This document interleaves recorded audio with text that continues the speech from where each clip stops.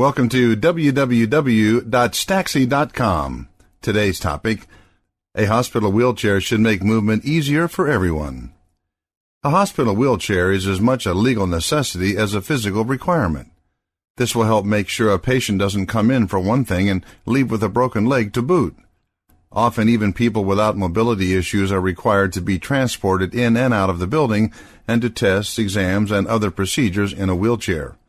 While this can feel a little ridiculous for the person involved and be time-consuming for hospital personnel, there are nonetheless valid reasons for it. However, shouldn't the process be made as easy, efficient, and cost-conscious as possible? Hospital wheelchairs are a significant portion of any institution's budget, for all the reasons described above, as well as a few others.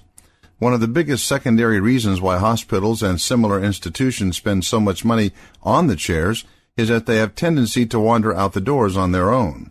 Well, not really on their own, but either under the power of the occupant or by another person who decides it would be really handy to have one without paying for it.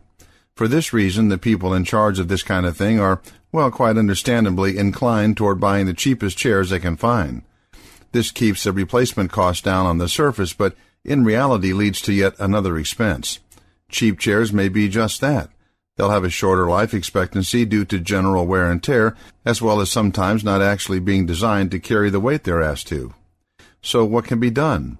Spending money on more expensive chairs that will last longer is all well and good, but they are in turn even more likely to be stolen, which sends the cost soaring. The answer is in a different kind of hospital wheelchair. While for a long time the focus on wheelchairs has been to increase the independence of their primary users, and rightly so, it took a very long time for the idea to blossom that there might be need to be two kinds of chairs. The ideal hospital wheelchair would be sturdy enough to carry up to 500 pounds, or twice that for a bariatric chair, but at the same time sufficiently maneuverable that a single attendant could transport the patient. Other features that are also important in such a setting are armrests that raise quickly and easily so that a patient can be slid from bed to chair to exam table without lifting. This also means a slight raise in the general height of the chair so that it is level with most beds. Another valuable aspect of the ideal hospital wheelchair is one that at first blush seems limiting, but upon consideration makes a great deal of sense.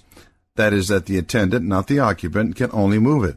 Not only does this keep a patient from stealing a chair, but also it keeps those in danger of hurting themselves from being able to roam at will, possibly incurring injury. Finally, this chair needs to nest like shopping carts so that it can be stacked with others in a central and secure location to reduce theft and facilitate easy access.